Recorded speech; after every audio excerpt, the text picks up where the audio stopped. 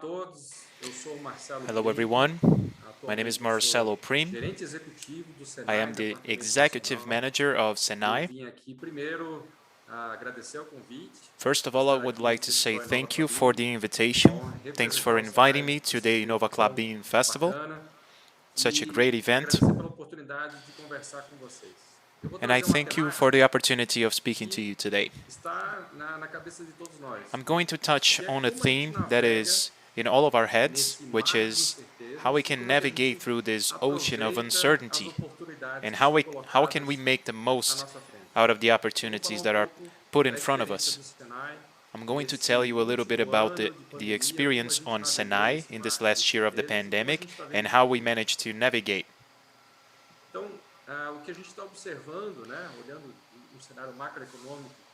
Considering the macroeconomic scenario in our day-to-day, we are seeing a deglobalization movement. We became very dependent on global inputs early into the pandemic. We had a shortage of inputs to produce hand sanitizer, masks, and even respirators. Ventilators were in shortage in the first wave, so that put everyone in alert. We realized that it's necessary that we don't depend so much on China, for example. So we try to distribute the supply chain in the world a little bit more. And so with that, we started a deglobalization movement because of the pandemic that was caused by the new coronavirus. And that hit us hard. And it hit us in every which way. The industry has suffered a huge impact precisely because of this concern of should we maintain our production in China or not. That went through the entire production chain. And some of the countries had an alert that there was a potential opportunity of capturing a little bit of that production that was highly concentrated in China. And well, a lot of companies have started a process of pivoting. So in other words, they are transforming their productive processes. So t-shirt manufacturers saw an opportunity of producing masks. Chemical producers began manufacturing components for hand sanitizer. So we observed a global movement in that regard. There's been an industrial shift. Companies focus their production to, one, meet this new demand that didn't exist before, and two, to keep the company alive, of course. It's really important to stay afloat and keep jobs open. And we've seen something really interesting. We realized that companies started to work in an open way, in a level that is really unprecedented. So new partnerships came about. The level of collaboration has never been seen in the way that we are seeing right now. And there is a convergence. Everyone is looking at the future. That's really interesting. That was precisely the moment where we revitalized the term open innovation.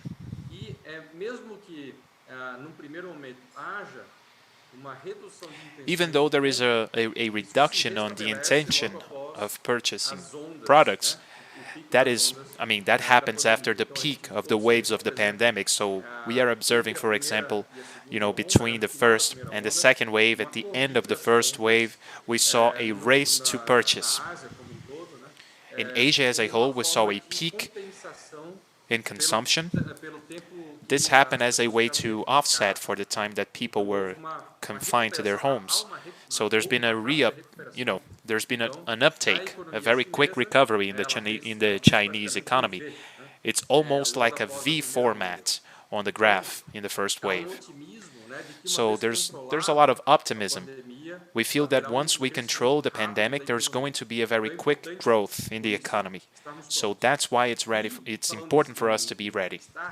And speaking on being ready, one of the things that really got accelerated was digital transformation. And that happened for our companies. I can tell you from a Senai perspective, we really reinvented ourselves in the digital realm. 5-year plans were executed in 5 months. And of course, that goes through governance committees. All the decisions come from the presidency and our board of directors. But of course, the virus was really the major catalyst for our decisions. The virus accelerated the digital transformation in the industry, in commerce, and in the main services that cater to us. And we had to reinvent ourselves. I mean, I'm sitting at home right now talking to you. I believe that when you are watching this, you're probably going to be in your homes, and all of us are working. So this demand prompted us to reinvent ourselves. And that's just the beginning. There are those who say that the pandemic and the new coronavirus is actually an effect of climate change. When you talk about climate change, the first thing people think is the change in the weather and the temperature. Nobody conceived that a virus could come about. And that's because man explores nature, unhinged, and we found a new virus, a virus to which we were not prepared. So that instigated the pandemic. But of course, if we continue in the same pace to, exploring biodiversity and natural resources, there are going to be new impacts besides climate change. And those are going to be much more serious waves than we are experiencing right now. So there will be more and bigger problems coming down the road. So we have to get ready for that future. Now, when it comes to the scarcity of resources, by 2030, we're going to need 50% more energy, 40% more water, and 35% more food. When you compare it to what we have today. And we are going to have more than 8 billion people in the world. That is going to really raise the bar in terms of demands. And we are not ready. This is going to cause a huge impact on nature, much more serious than we have today. So paradise, paradisical places where surfers like to surf beautiful waves in places that are completely remote. Today, we see a lot of trash and garbage in those places. So this is definitely one of the problems that has to be fought. So how can we navigate in this scenario, in this so uncertain scenario? The crucial aspect here is innovation. Innovation is the answer. So right here, we've been working in a very uncertain environment, and we have what we call the extended present. What does that mean? We are thinking today about potential futures. So we have to observe signs of a future that is already ongoing, and we have to make projections and estimations for scenarios, for future scenarios that we want to avoid or that we want to bring about. So in order to develop those futures that we want to see, or avoid the ones that we don't want to see take place, innovation is the key element. So we have to do experiments. We have to do innovation experiments so we can pave the way and build a path towards the future that we want. We want to see a future where natural resources can be recovered, where there are no new pandemics, and where our sons and daughters can live their lives and be happy. That's about it. In a nutshell, this is what we want. So we have to use techniques and future projection that we call futurism, right? Future foresight. We have to pick our futures, and through innovation, we have to pave this way. And here's what we see. Everyone talks about being robust and being resilient. We have to stay robust at this moment. We have to stay who we are and keep ourselves in a safe. And when the pandemic, is out, when the pandemic is done, we can open the safe and go back to being who we are. Well, but in actuality, the provocation that I'm making for you here today is that we have to reinvent ourselves. We have to be like the virus. We have to change our DNA. And we have to do that according to the environment, and we have to adjust to this new condition. So we have to embrace uncertainty to be able to make the most out of the situation that was put to us. In other words, we have to be anti-fragile, which is a very common theme today. We have to make the most out of the situation, reinvent ourselves, embrace uncertainty, and we can't live on the post-normal. We have to think about the new future. We have to think about a new society, a new pattern of consumption, and a new industry. And for this much, there's a very interesting movement, which is the fourth industrial revolution. Everybody talks about the 4.0 industry, which was coined by the Germans. And the Germans, they really converged the physical and the digital world. Klaus Schwab brought in a new layer, which is the biological layer. So we are dealing with neurotechnology, synthetic biology, bioprinting, genetic engineering, and other topics. This is an additional layer to the digital and the physical innovation. So these competences are going to be essential for us to work on major missions. We're going to have to define missions, which are going to really be a guideline for our work, for our innovation. So a big problem is that we have to clean the oceans. These days, the oceans are completely depleted. The majority of the fisheries, they have been fished out, and the oceans are becoming desertic environments. We have less and less fish in the ocean, and we have to clean away the plastic that we threw in the oceans. So this is a major problem that society is going to have to solve. And we have to guide innovation and drive it to solve these problems. So the chemical industry, social innovation, biotechnology, human healthcare, all of that needs to somehow be geared towards reducing the amount of plastic in the ocean. So this is a guidance. This is how we drive innovation. So how do we see the future? We see a future where major companies like Klabin are going to collaborate with small and medium-sized businesses like startups, research centers, and innovations like Senai. And there are going to be major conglomerates focused on solving problems of humanity, problems of society, and come up with missions and R&D projects. And through these projects, we're going to create the future competences. So what is that exactly?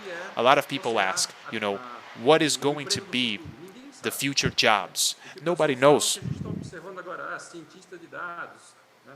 Everyone talks about data scientists, people that work with artificial intelligence, but nobody knows what is going to happen in 5 or 10 years. We are going to create that through innovation. So innovation is actually a way for us to reinvent ourselves and create future scenarios. So we are going to create this future scenario, and our children are going to live in this reality. So I'm going to give you some cases of what we did to solve this mission, which is to fight COVID in the last year. And we put out a call to action between Senai and other institutions. So we put out a 30 million real investment, and we invested that in 34 projects. And these 34 projects are divided in 4 major initiatives. 1, ventilators. 2, the replacement of parts that are imported to produce additional ventilators. We also created an initiative to create PPEs. And we also created an initiative for diagnosis. It's really interesting because Klabin was a part of it. Klabin developed new compounds for PPEs. So Klabin is part of this story. We had a partnership, Senai, SESI, and Klabin. It was a great project. So this is just an overall view. We put out 29 maintenance posts. Senai in the state of Paraná, in the city of Curitiba, was doing precisely that. We had over 700 volunteers working not only on Senai, but all over the industry. we worked together here to maintain the ventilators that were actually broken in our healthcare system. We received over 4,000 ventilators and we gave back over 2,500. We gave them back fixed to the hospitals to be able to support nurses and physicians to be able to save lives. So we estimate that each ventilator that was fixed is actually helping to save, in average, 10 lives. So we are talking about 25,000 lives that are directly impacted with the Senai industry partnership. So this is something that makes us really, really proud. We can see the impact that happens when you have a technology and innovation project geared towards innovation. Innovation as an investment is a real asset, when it converts itself into social benefits. So investment in innovation is not expenditure.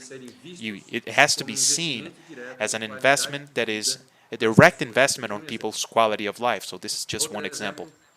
One other example, we supported national companies and helped them replace inputs and imported parts which are necessary to manufacture ventilators here in Brazil. And we were able to multiply our production capacity 20-fold in a way that these companies today together, they can produce and deliver to the healthcare system and to the government over 4,000 ventilators per month. This is the joint capacity of these 5 companies you are seeing here on the screen. So this is something that makes us really proud as well.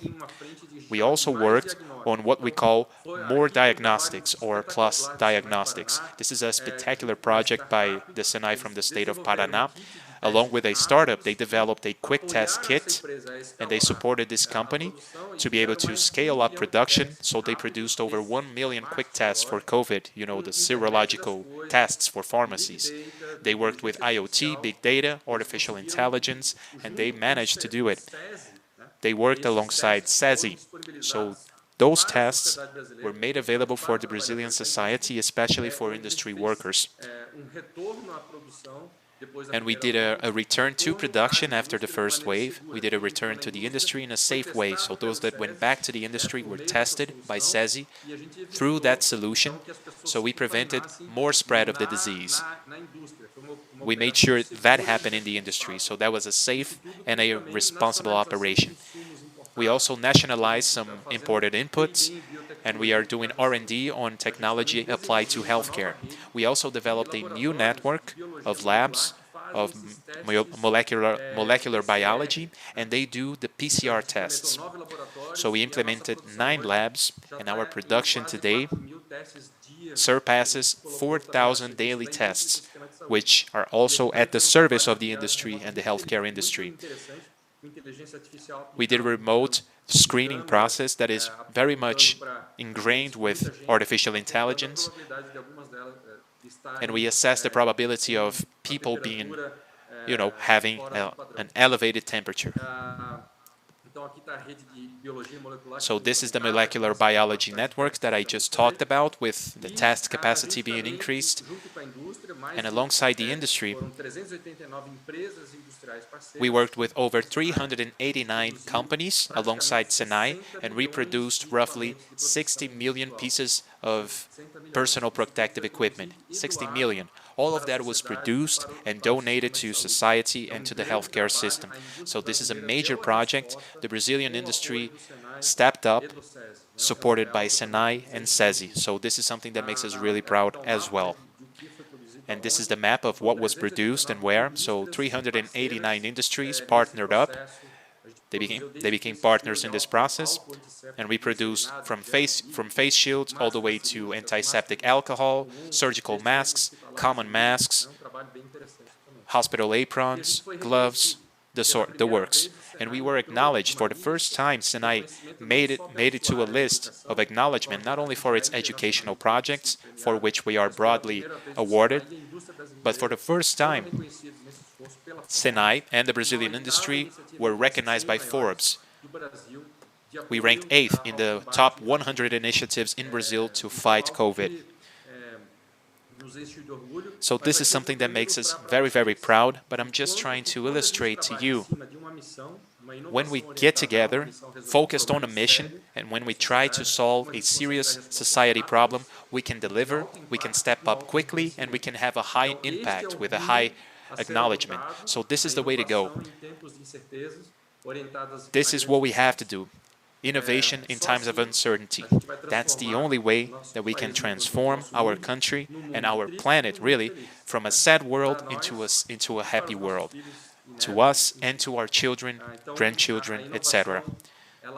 So again, innovation is really an investment, and it becomes social benefits. We have a way to go, we have a path to trail, so we can prevent the depletion of our natural resources, so we can restore our biodiversity and our joy of life. Also, with the vaccine, we are going to get out of this. So we have to trust that we are going to learn the lesson, that we have to invest more on innovation. And our national Senai in the state of Paraná is at your service to continue on this journey, which we already started together. Senai, National Senai and Paraná Senai are partners with Klabin, and we are going to continue working together in missions that are going to be ever more impactful, so we can transform our world into a better place. Thank you very much for your attention. This is my contact information, and once again, thank you for the opportunity of being here and to discuss a topic which is so important, our quality of life and our home, which is planet Earth, and also innovation as a way of preserving it. So thank you very much.